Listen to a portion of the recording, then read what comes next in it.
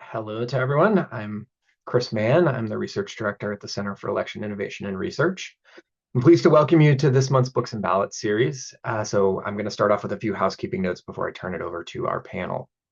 For those joining for the first time, welcome.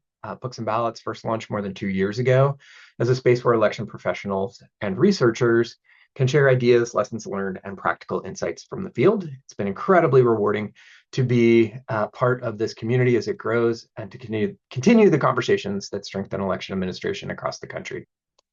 This year, the Books and Ballots effort has expanded both in our partnership and in the available resources. So in addition to the webinar, we now have resources available through Substack, and the webinar audio is available as a podcast on Spotify.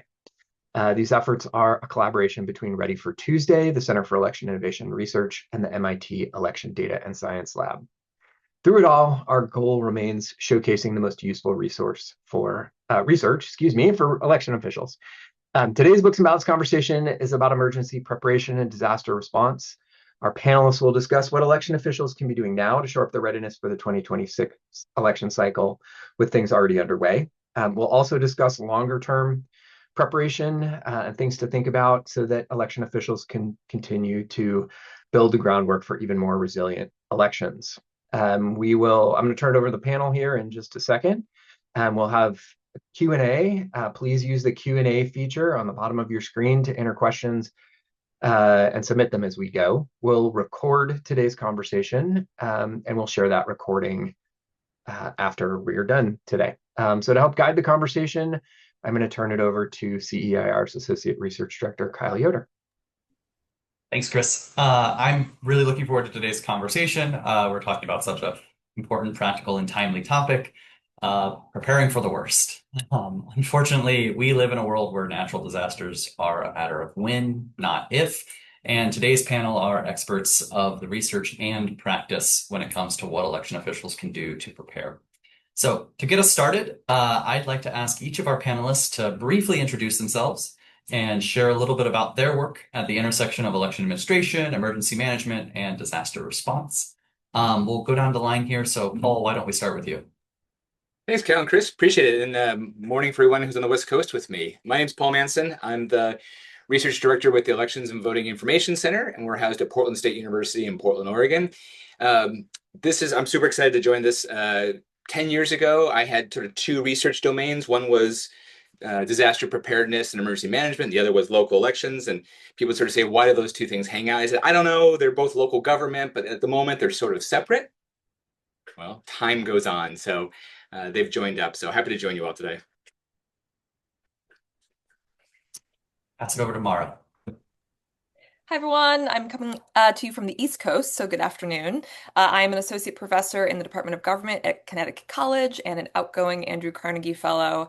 And my research has almost solely been focused on election officials for the last 8 or 9 years. And I specifically study what you guys say to your voters, so how you communicate with them, different voter education and outreach efforts. And so over the years, I've seen a lot of different messaging approaches and tactics that are used in ways in which you try to get the word out about changes that are made that have to happen on the dime, turn on a dime when a natural disaster strikes. More recently, though, I've been branching out and I've been trying to learn what I can about how other kinds of complex systems maintain resilience in the face of threat and shock. And so that's been a really fascinating way to incorporate all this work and think about you all in that way in terms of this complex system that is resilient and has the ability to withstand these big shocks and upsets.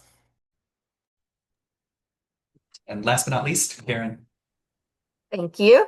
I'm Karen Brinson Bell, and I guess for the title part of Books and Ballots, I'm the ballot part because they are definitely more the book smart and have written books, unlike myself.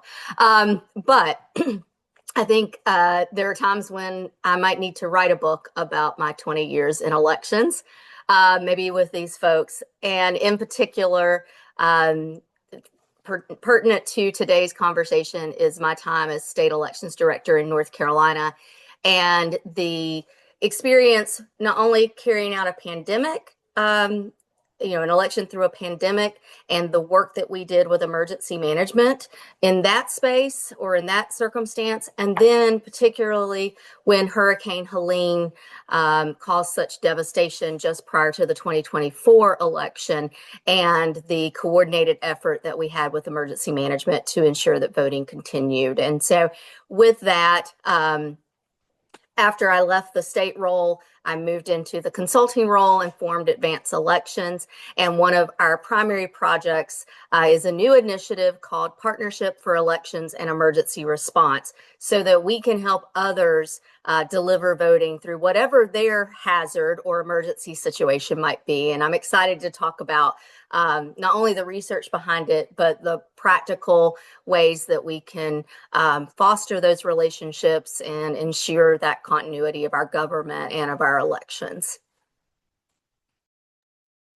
Amazing. Just as a quick reminder for everybody listening in, we will be taking audience questions, so please don't hesitate, drop any and all in the Q&A, and we'll have time for those towards the end. But while I have the microphone and have the privilege to talk to all of you, I have some questions of my own, starting with Karen, as one of my co-hosts of Books and Ballots. Why don't we start with you? And then Mara and Paul, please chime in as well. Can you each talked about this during your introductions, but can you say a little bit more about the need for this discussion and why we're talking about it now? So certainly, I mean, we as election officials have faced emergency situations, natural disasters throughout, our time in this field. Election day, if you think about it, happens during what's still a little bit of hurricane season. It's very much entering in winter storm season. And yet, no matter whether it's November or March when you're a Super Tuesday state, you're expected to deliver voting. But what we're seeing is an increase in natural disasters. We're also seeing an increase in just hazards and emergencies in general. And so that, I think, right there is one of the key things that is not obvious to folks, is the role that emergency management has beyond just natural disasters. It's all hazards. And that approach to being prepared and responsive to those situations, and how that can help us deliver elections. But the unfortunate thing is that we know from surveys that have been conducted through the local election official survey that the Brinson Center does, we know that with the 2024 election and even preparing for this 2026 midterm election, that more than half of our election officials are not engaged with emergency management. And yet there is a pool of experts who are ready to help, who have what our state election or state emergency management director in North Carolina used to say, the force multiplier, to really give the skill sets that we may not have in logistics or the bandwidth or personnel to carry out these responses in emergency situations. They're ready and willing and able to help, but we've got to foster that. And so, that's what's so pertinent right now. That's the timeliness. That's why we're talking more about it, is because it's not a matter of if, it's really about when and how. And what will that circumstance look like of any level of jurisdiction having to carry out an election through an emergency situation? Yeah, if I can just go ahead and jump in on that. I think Karen did a really amazing job. You did a wonderful job of laying out the practical necessity of this conversation, not just in general, but like this increasing likelihood of natural disasters, wildfire, hurricanes. Hopefully, nothing weirder than that. But you never know. And I was thinking about this in terms of the practicalities. Why do we talk about this? Why do we need a response? I mean, from a practical perspective, it's difficult to delay an election. The law is the law. Do we have time to wait for the courts to weigh in? How quickly will they move? Will they make the right decision? And so it's almost like election officials are operating around these immovable things, the law, the deadlines, that they have to find ways to get creative about. And that's where the emergency management folks and the logistics folks really come in. And that expertise, as I've learned over the years, just in my own observations, is invaluable. But I also think that there are some other reasons why we should be having this conversation now, but also just in general. I think that from my perspective as a scholar who tries to understand what the public thinks of elections and what they think of democracy, there is something that is truly, what's the right word? Um, I mean, uplifting almost sounds kind of too pie in the sky, but it grounds the public in the sense that this act matters. When we see the responses of officials, the stories that I've heard out of North Carolina, what happened in 2024, I think it's really remarkable. So I think there's actually a deeper normative democratic value to this kind of conversation that can be really motivating and hopefully uplifting. And then I think last, there's also just this emotional component. The story that I'm going to bring in, Chris Cooper shared this year, who's a professor of political science in North Carolina, about a voter who came in who had just moved to North Carolina a few weeks prior before Helene hit, didn't have running water, phone, wasn't sure where to get food, and they just wanted to do something normal. Like they just wanted to register to vote.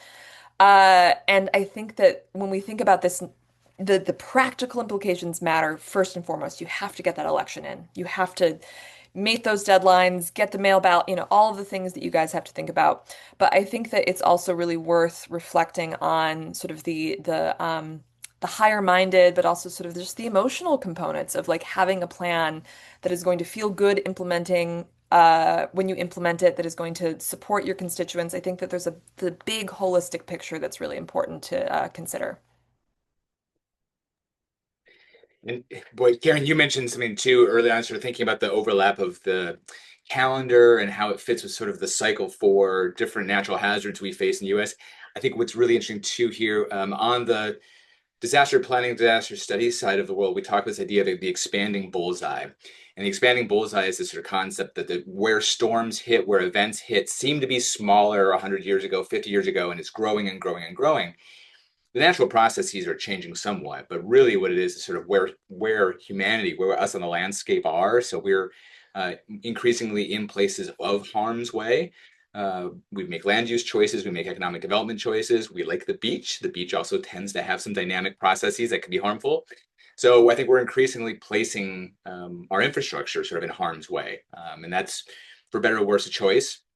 And we make different choices about how we invest in the resilience of those technologies or those infrastructures. And so when it comes to election season now, we do have some climate change dynamics that are moving fire season later in the year, seeing holiday fires in the New Jersey area a couple of years ago, hurricane season sort of being maybe a little bit different, like more water, more of a flood hazard versus the storm surge hazard that we talked about 20 years ago. Out west here where I am, wildfire season has moved from sort of hotspots here and there in the landscape, these mega fire systems where now we are talking about population displacement that used to be sort of more the hurricane context, and now it's the fire context. So from a all local government perspective, the how you provide services really have to now adjust to this new reality. But I also, Mara's point is spot on. Folks just sort of yearn for this return to normal and normalcy post-event, and it can be symbolic, it can be structural, but just the being able to go back to the way you were to some degree is key. Though I will say with that, we always like to remind folks to build back better. It's so the urge to get back to normal can put you right back in harm's way. So finding ways for some social learning in these processes. How do we say, okay, we're going to get back to a new, better normal, but we have to be careful about how we do that, not just go back in the same footprint, in the same place, the same way of doing things. Yeah, no, you anticipated a question I was going to ask about what do we mean by resilience and all that. And I like this idea of it's not just bouncing back, but bouncing back better. And going, I also want to pick up on something else you said, Paul, that Karen also, and link it to something that Karen said earlier, which is Paul rattled off all these different kinds of hazards, all these different kinds of natural disasters, and how the beach might look very different than dry brush in terms of what you're preparing for, what those emergencies are. Karen, you mentioned an all hazards approach. Can we clarify what we mean by that? Because I hear that and my response is, well, don't different disasters require different responses? How can you possibly respond to all of them? Right. But that's actually the sort of that's the guiding principle of emergency management officials. It is an all hazards approach. So what they have developed is a process, processes, I guess I should say, where it's about the communication channels. It's about the pre-planning and having those points of contact established, having the response plan and the action plans in place. And they're all hazards they're ready to respond in any situation. And so, for example, right now, World Cup's going on. Most folks would not realize that emergency management officials are involved in supporting the World Cup. But is that a natural disaster? No, that's a man-made situation, but they have to be prepared for that. So in North Carolina, I mentioned that, I'd overseen an election through a pandemic. Emergency management for North Carolina was at every single one of the press conferences, as well as our Health and Human Services Secretary, as well as our governor. And it was because they were handling the logistics of getting, hand sanitizer out and distributed, mask distribution, things like that. And that's what they did for us as we prepared to have all of our polling places open through the presidential election, with adequate hand sanitizer and masks and line control and parking and so forth. And so, that's really where they position themselves, is to be that safety net. But to do that effectively, they have to understand the entity that they're supporting. And so that's why it becomes so critical to have these relationships established, to have something other than a cell phone, because if cell phone towers go down, do you know how to get in touch with your emergency management official? They have to understand the language of elections in order to support it. And so, one of the greatest signs of success that we had in North Carolina was the first call that I got the day after Hurricane Helene hit. And I said, I got the call, was from the state emergency management director, who said, I know that voting's already started, and I just wanted you to know that we're in response mode right now and would likely move into recovery. But on Monday morning, we want your liaison and our liaison and staff to be meeting and establishing what needs to be done before you move into early voting. Now, that was a lot of election speak by an emergency management director. And I could say, back to him, my response and end it with over, because that's what they do. But that's just a case in point of how we had established a cadence of meeting monthly and them understanding, what does it look like for them to respond if we had a hazardous material like the state of Washington had, and we did have to some degree in North Carolina, of powdery substance arriving.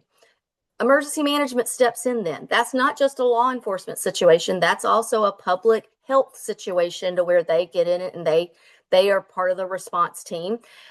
Just like, a hurricane or a wildfire or tornado.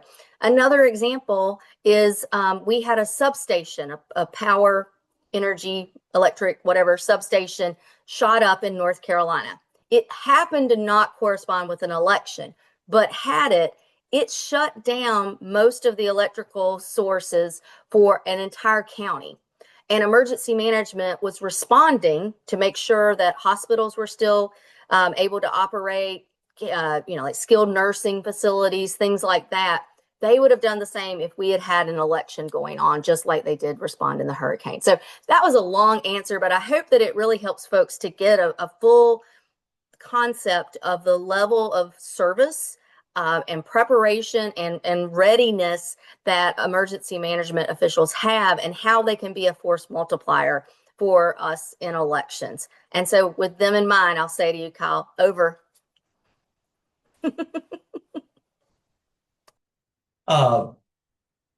Yeah, I want to reply over and out from the movies, but I know that ends the conversation. I want to keep us going. So I want to pull a thread that you started to say, and Mara, I think I've heard you talk about this a bit, but Karen, you talked about, like, we had a weekly cadence with the meetings, and, like, do you know how to reach your emergency management professional if the cell phone towers go down. And so I just want to explicitly ask the question, is it enough to just have their number saved in your phone, or what should you be doing in terms of building those relationships? Oh, I built in my answer, but building the relationships with your election management, emergency management professionals, excuse me. We will spend a lot of time as we go out and try to help people, be prepared and develop these relationships of talking about the importance of still going old school and having printed materials. You have to have that for your poll workers. This is a really sad anecdote to share, but one of our counties could not get back up online, and they were in recovery mode at this point, trying to just identify if people in the community were, alive and well. And the fire departments went out and started doing door knocking just to check on people. With a printed poll worker list, they could have helped the elections office identify if any of those individuals, that were responsive were our poll workers. And so luckily they were able to do that in this particular county. And most of our 25 counties that were declared federal disaster zones were prepared like that. But it is little things of thinking about, we can go into a whole nother workshop on PACE planning, but it's like, what's your primary, alternate, contingency, and emergency PACE plan, so that in every scenario, you don't just rely on your cell phone or your desk phone. Do you have walkie-talkies? Do you have landlines? And, we had to go to some very old school methods of communication, not with our emergency management officials, but with the community, of things like sandwich boards at relief sites and things of that nature. So I don't know if that was exactly what you were asking, Kyle, but that's the kind of, contingency planning, and that's the kind of thing that you're mapping out in advance.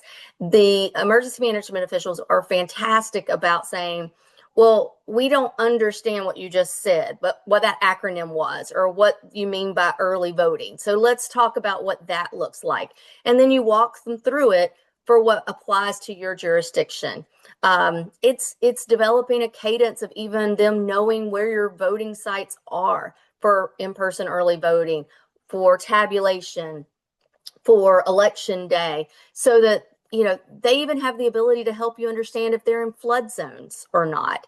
But even if you don't get into that detail initially, just the ability for the 911 centers to have the voting site addresses, so that if a call were to be placed to 911, they already know, and that 911 is connected to emergency management. So, they don't like to share the spotlight very much. They like to stay behind the scenes, but it's amazing how much they are the fabric of how we keep things going through a disaster for government in general, and certainly now for elections. Yeah, and I think, Kyle, to go back to your question, and not necessarily answer it directly, but sort of talk about the incentives for building those connections beyond all of the amazing, like, practical support that Karen just laid out. I think that I can't believe I haven't heard this phrase, force amplifier, force multiplier. Multiplier, yes. Multiplier, yeah. But that's really how I also think about election official relationships with their constituents, in the sense of, if you need to get information out to your voters, you want that to be spread not just from you, but you want that to be spread from other members of your community who some voters might be less trusting of their election official. They shouldn't be, but they might be. And so, thinking about, and this is sort of how I also think about resilience. Resilience is, thinking about yourself as a part of this broader ecosystem, these different nodes that are interconnected. And the more connected you are with these different elements of government, emergency management, firemen, et cetera, sort of the stronger that network is. But then that also means that that is more voices that voters are going to be likely to, trust or listen to. So it's not just you who's trying to get this message out there. Yeah, that interaction piece is key. And I know, Kyle, you were sort of hinting at sort of how we get the idea of resilience. And so, I think a resilient election is a definition I hope all offices sort of sit down and think about a little bit. Like, what would it mean for us to be successful? And, a common exercise we often do is think about the past events that have hit us, and be careful, right? That focuses you on things that you know most recently, maybe not the things that are coming at you in the future. But what are those system choices? Karen was talking about all these sort of interconnected pieces. In the EM world, I know, especially on the comms side, we talk a lot about redundancy, interoperability, and segmentation. And the idea being that, look at any of your systems, whether it's the cell phones that Karen mentioned, if they stop working, what's that redundancy? And then if that redundancy is there, is it really something that all of your team and partners in the county or town can use? That interoperability question. And the last part, that segmentation idea, is can you firewall off anything that's cascading into failure? So what is it that's dependent downstream and upstream on those technology choices? So ideally here, that resilience idea is that an event occurs and no one notices, right? That's the definition of success in our work here.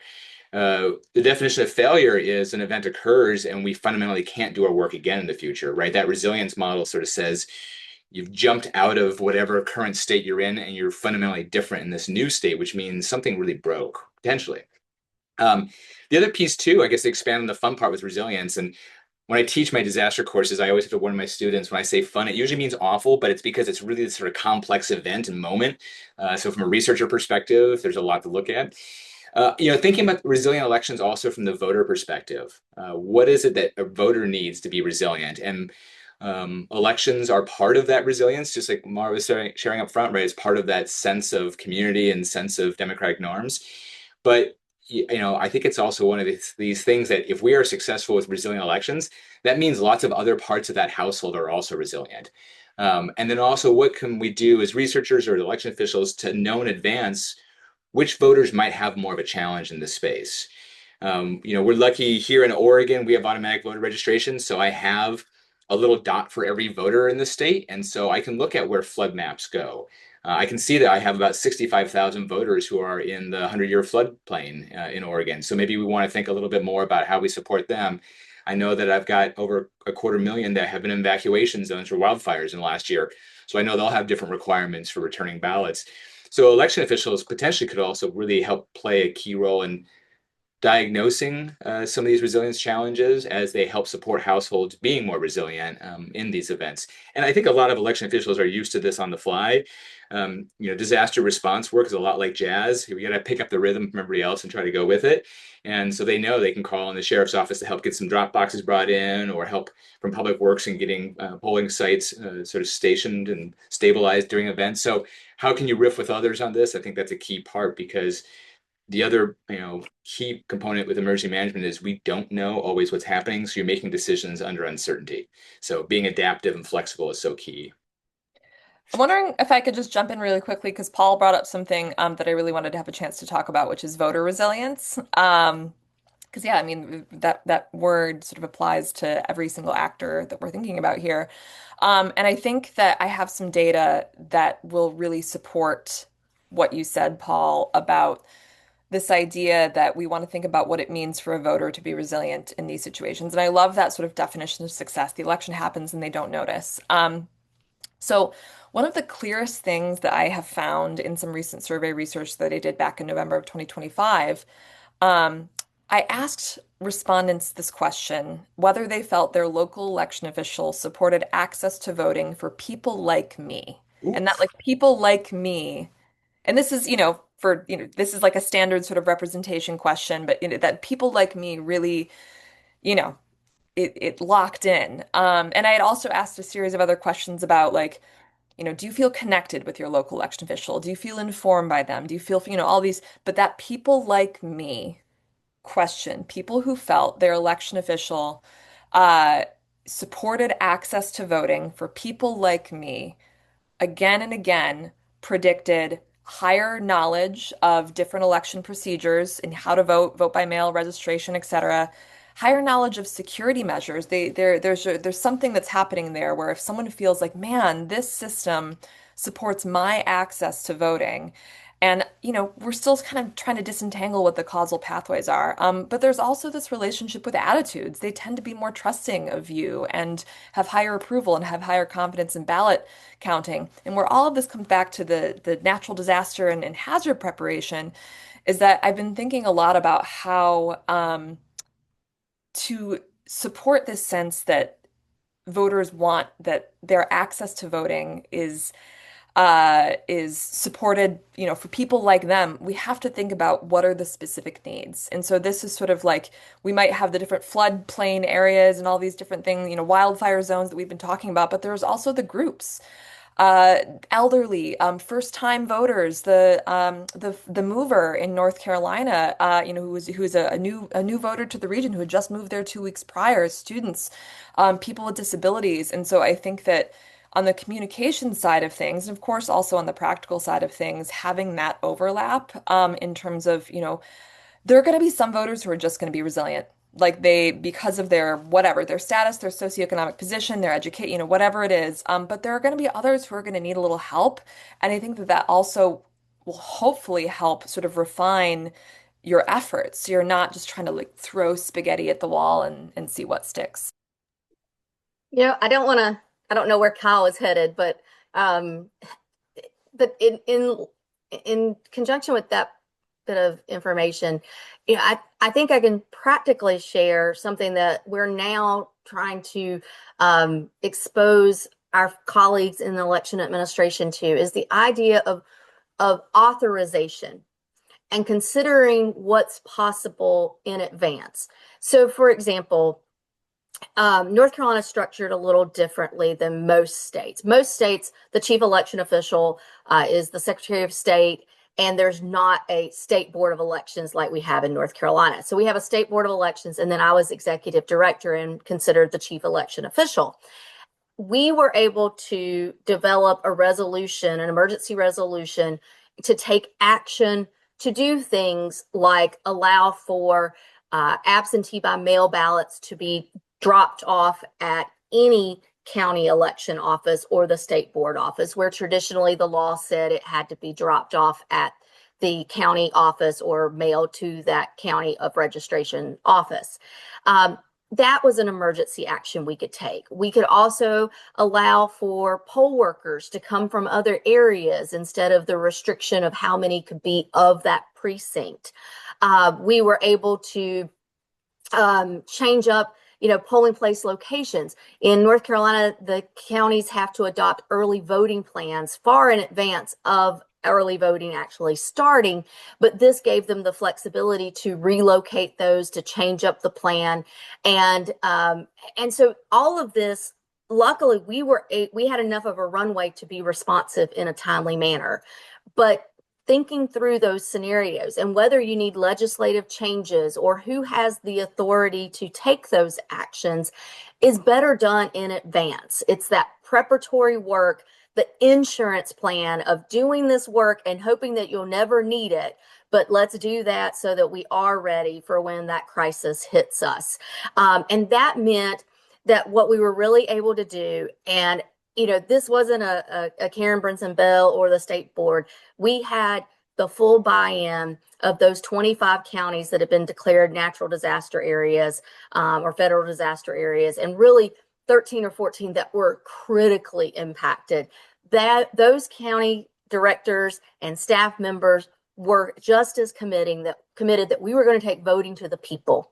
And when you're dealing with these situations, whatever the emergency may be, it often creates isolated pockets. And so you have to think about how can you work that situation to still deliver voting to the people.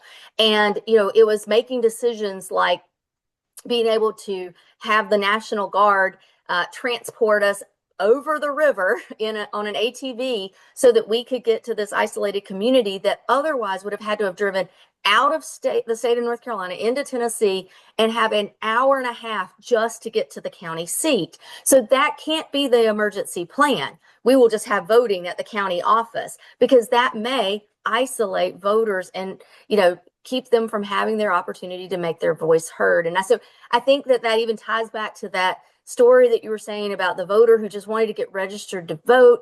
That bit of normalcy is being able to let their voice be heard and making sure that it was delivered to them. And, I will never, ever take the credit for what happened in North Carolina. I was a small piece of the pie. The real heroes were those county election officials who work through their own trauma and disaster situations to make sure that people were able to vote. And I think, that's the kind of commitment that makes sure that we are reaching the folks that Paul and Mara were talking about. Over, Kyle. No, that you started taking the conversation exactly where I was going to. So thank you. You're one step ahead of me. I wanna keep this thread going because we're throwing a lot of possible actions here, and I want to turn the conversation now to what folks listening in can be prioritizing now that we're a little more than 120 days away from the general election this fall, and folks have primaries coming up and everything.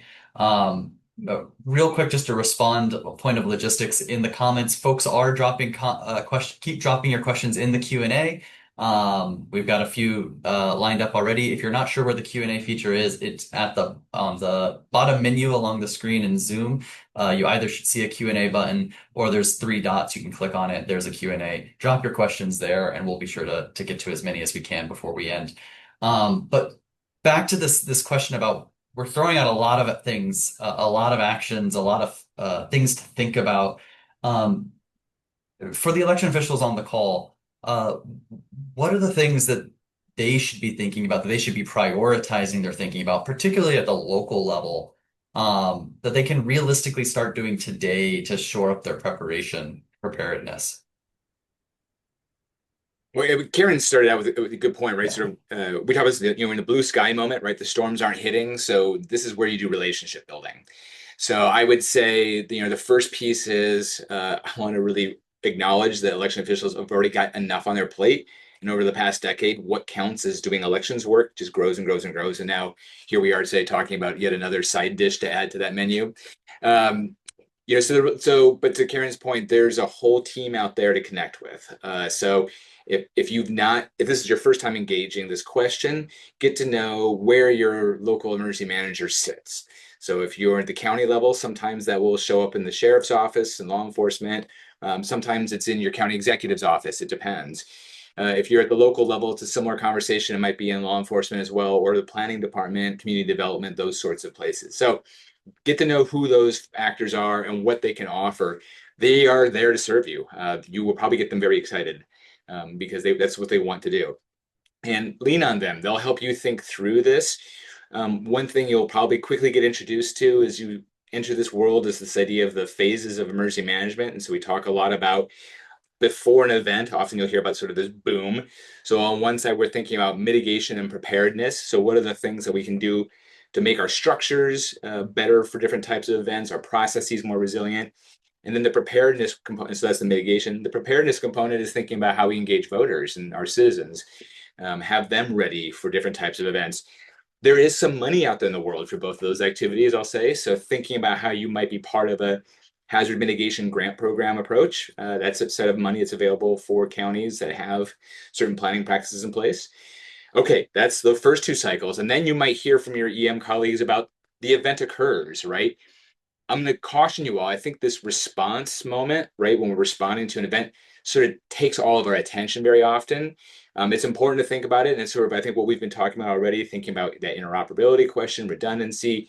We have a paper backup, all of these good things. But be careful. We can do a lot of good work in preparedness and mitigation. Response is often, though, what gets a lot of our attention. The last phase I want to hang on to is recovery.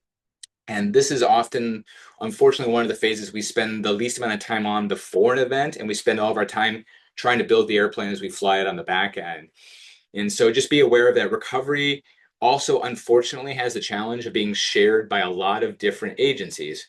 So your emergency managers will be activated around that response, and they're going to be in charge. They'll be the top of the pyramid. But once we've sort of said the event has passed, we suddenly flip the pyramid upside down, and all of these other agencies start taking over other facets of life. So if you are in an area that was hit by a large storm, you might then see housing being addressed by one agency, human services by another agency, law enforcement will take care of their traditional roles. And so we fragment up who's in charge in that space. And just, I share that as a caution because from an election office perspective, if you have a large event that have people moving, you've got displacement, temporary housing, people in different parts, that's going to be a new challenge to think about how to serve those folks. Thinking about those definitions of residency, how you can deliver ballots, how you can support folks voting in different locations. And that recovery is a multi-year process usually. And so it's not just sort of right after the event, but this can linger. And, for the large events we've seen in the US, here I'm thinking about the Maria, Katrina, Paradise fires. These are decadal events, right? It's going to have folks moving for a while. So that's big picture. But in terms of getting started, get to know who's in your jurisdiction, who can support you, and what those resources are. You don't need to invent the wheel here, I promise. There are tools out there. And I don't know that I can add much more to what Paul said other than just firsthand examples. Those having a regular cadence of meetings, getting to know each other, working through for example, emergency management doesn't work off of a calendar as such. They are more of a cycle in how they approach things. But we work off of a calendar. We know what we need to do, how many days out before, absentee by mail ballots go out or candidate filing happens or whatever phrases you use. But understanding where there may be an emergency situation that disrupts that process in the election calendar is critical for emergency management officials to know. So having those meetings, making sure they're aware of what does a disruption during candidate filing or qualifying, what does that mean to the election? And continuing that conversation through all the different phases that we face, including the certification period. What does a disruption in the certification meeting mean to the actual election? And so having that knowledge and that line of communication allows them to pre-plan. And the other thing that I'll say, I'm so glad that we're all of us are emphasizing this aspect of, there's a team that's skilled and ready to go. I can't emphasize enough that we had 76 of the planned early voting sites in that disaster region stood up on time for the first day of early voting in North Carolina. We did that at all 76 of those sites with power. And I never made a single phone call to a utility company. Emergency management has those established relationships. They get to help prioritize. They get to, have standing communication. Why do I need to be at the table? We had other things we needed to do, and I knew I could hand that off, and that was something they were skilled in and could take care of. And so I think that's an example. And just, so I think this is where you get started, having those established relationships. And then I think another thing to be aiming for in a very short run is being together, being connected when voting starts and on election day. The state office situated at the Emergency Operations Center so that we were in, right there in front of each other communication and could, disperse operations or responses as we needed to. And a lot of the counties had these similar meetings and had a similar setup for election day through what was usually a web EOC, Emergency Operations Center, not necessarily situated at the county Emergency Operations Center, but having those open lines of communication made responses much quicker. And if you didn't use it, again, it's why we have insurance, right? So I think if you go for, anything and do it now, you don't have to identify everybody who needs to be at the table. Have an initial meeting and identify who else to invite, but have those meetings, establish a pretty regular cadence, be it monthly, I'd say no less than quarterly, but I would encourage monthly. And then when you get closer to the election, more frequent, and then try to establish how you can be in a web or on-site EOC situation for the actual election day. Mara, did Paul or I forget anything that you want to? Well, I was just, I'm kind of going back to the question of sort of like what first steps can be taken, and if I'm remembering correctly, and I think that the way that I have been framing this in my mind goes back to something that Paul said, I think a couple of responses ago about, oh my gosh, election officials, your job just keeps growing. It's like, yeah, it's just it changes with technology, with the weather. It's unbelievable. And of course now here's something else that like is being quote unquote added onto your plate. But I think that one way to get started with this, if your office doesn't have a process in place, is to not think about it as an addition necessarily, but lay it out on top of your established calendar. And I'm thinking about this specifically in terms of voter communication needs.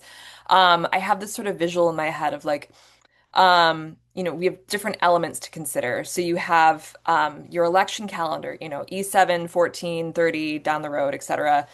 The different things that are happening for voters during that time period. Okay, here's the registration deadline. Here's when mail ballots go out. Here's when, and then of course the post-election period as well, where the public might want to be clued in on audits or canvassing or whatever's happening.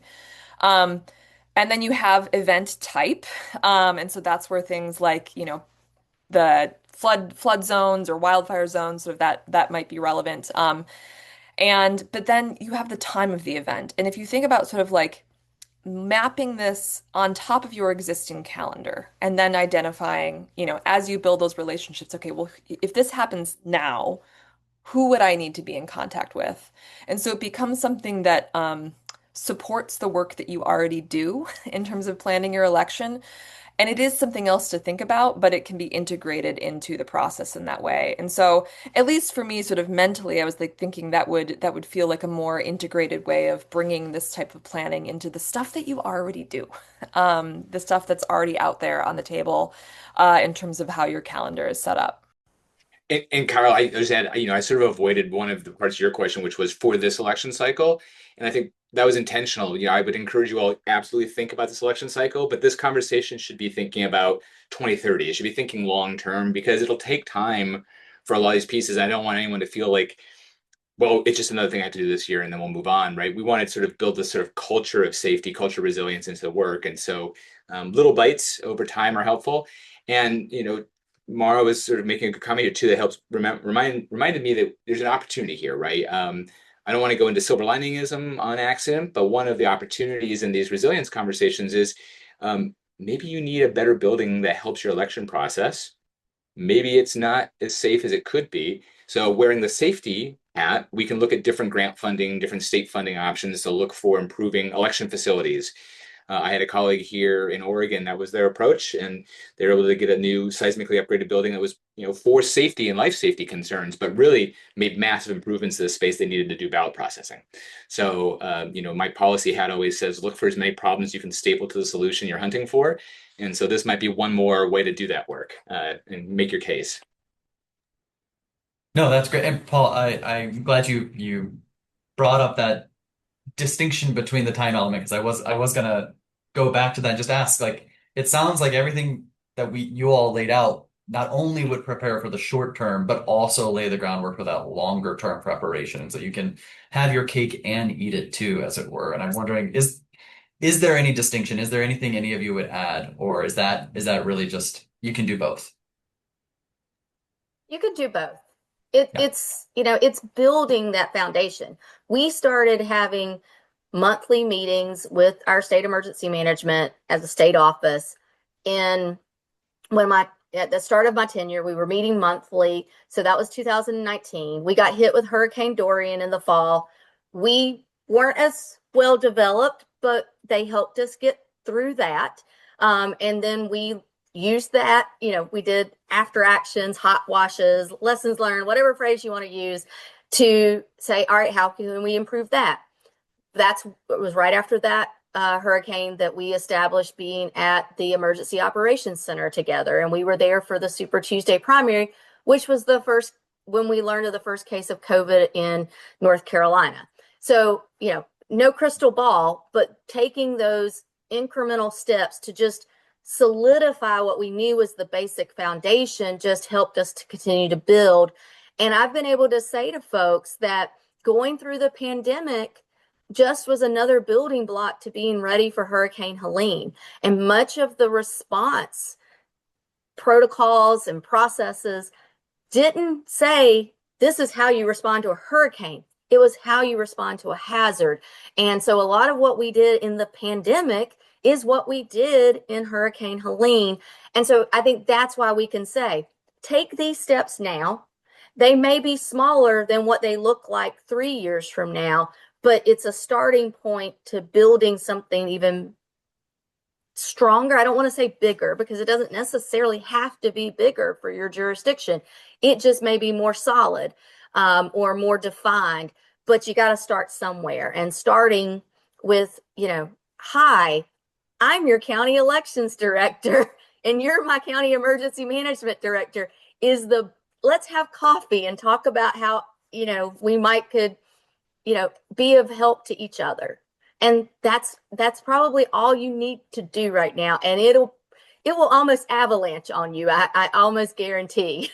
But again, to Paul's point, you're not going to reinvent the wheel. And that's what's so critical. You don't have to be responsible for calling all the utility companies. And emergency management officials have fantastic crisis communication plans and incident action plans and so forth. So there's tools there that you don't have to reinvent either or be an expert about. Amazing. I'm mindful that we are starting to run up against the top of the hour, so I do want to turn to some questions here from the peanut gallery. Starting with this one, I think, Karen, from somebody local to North Carolina. So elections are part of the recovery process in emergencies. Karen, how did you work with North Carolina Emergency Management to help them understand that getting access to our early voting sites was critical? I promise I did not pay Matt to ask me that question. And I could probably unmute and bring him on to answer as well as I can, because he was one of those phenomenal people on the front lines through Helene in Watauga County. So shout out to him and so many who are on this call. But I'm glad to answer it, because what was happening is, we were educating the emergency management officials. And I think to Mara's point about communicating out to voters, they're the public too. They're not election officials, so they were learning. So if we're teaching them something, there's probably a message to push out to voters as well. But what they knew was so critical is that early voting, in-person early voting, is the most popular voting method in North Carolina. And our emergency management officials had learned that. They knew that 60 to 65% of votes would be cast during that early voting period in the majority of North Carolina counties. Some even have 80% participation by that voting method. So it was 19 days out. That was our runway. They didn't look at it as election day, which was, I think, 39 days out. So, them recognizing that it was really a 19-day runway, plus what we already had in the mail that had to be dealt with, was really their understanding of our needs and our processes had been established by having that cadence of routine meetings. And then their understanding of how to, this isn't their first rodeo to be responsive to a community in crisis. And so they recognized that the more they could help us utilize the community centers or the facilities that were already established would decrease voter confusion, because they would know to go there. But a lot of them were being used as relief centers, so where the public could get water or food or things of that, or assistance in some other way. Having all of that working together, one, reduced their burden because they didn't have to have as many facilities up and operational. Two, was a central hub for the voters, the citizens.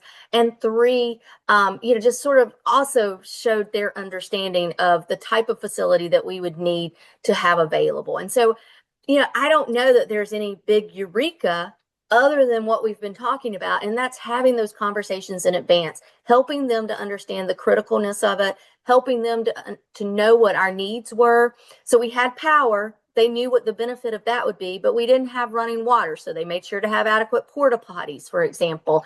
And we were fortunate. We had a runway. 19 days is all we had, but that was a lot compared to, there was an election taking place on 9/11.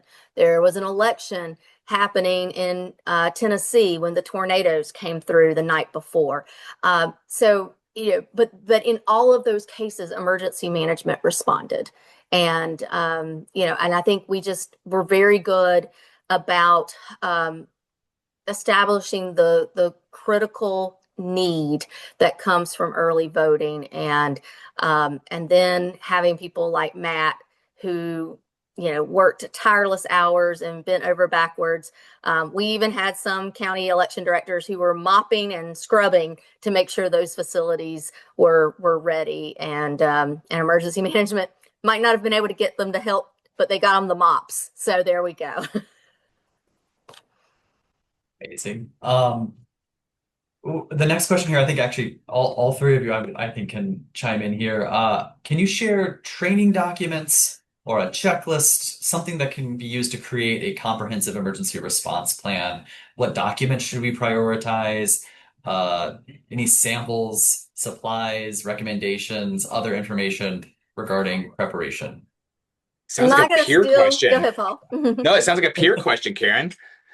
That's what I was going to say. So I do not know who asked this question, but that is a large part of why we stood up the Partnership for Elections and Emergency Response. The website is electionreadiness.org. We just launched just a matter of a few weeks ago. On June the 18th was our official launch. So we're still building out that resource library, but we have a playbook that will be ready, knock on wood, by the end of the summer in a modular format. It's based upon an action plan that was developed between Denver Emergency Management and the Denver Elections Office. So shout out to them. But this is applicable across, all of our jurisdictions. And so we're going to have more and more resources. A self-assessment is underway so that you can gauge where you might need to put more emphasis in your preparations. And then we'll continue to build that out. So that's electionreadiness.org. But in the meantime, like I mentioned, this isn't emergency management's first rodeo. And while we are unique in some of the things that we do, a crisis communication plan or an incident response plan, that can be templated across our government services. And so reaching out to them will give you access to a lot of those things too. Paul or Mara, anything you want to contribute from the training and work I'll that you all put in do? a very brief plug for the work that Leah Maravaki and I do on the election official communications tracker. I'm going to send a link to you with our 2024 data, Kyle, and hopefully someone will be able to pass it along to the whole group. But the reason I plug this is because I think that sometimes this work, there's the stress involved. There's it's another thing like we've been talking about to add to your place, but it can be really cool to see what your peers are doing. And this is a feature that is still in development, but you can do a keyword search. I can literally search hurricane and then look at North Carolina, and the different communications that were put out there during 2024 are going to pop up. And so I think that can be a good place to start to get inspiration. And as Karen often says to me or asks me, is the juice worth the squeeze when it comes to this sort of work? And I mean, I think everyone here knows that it is, but it very, very much is. So.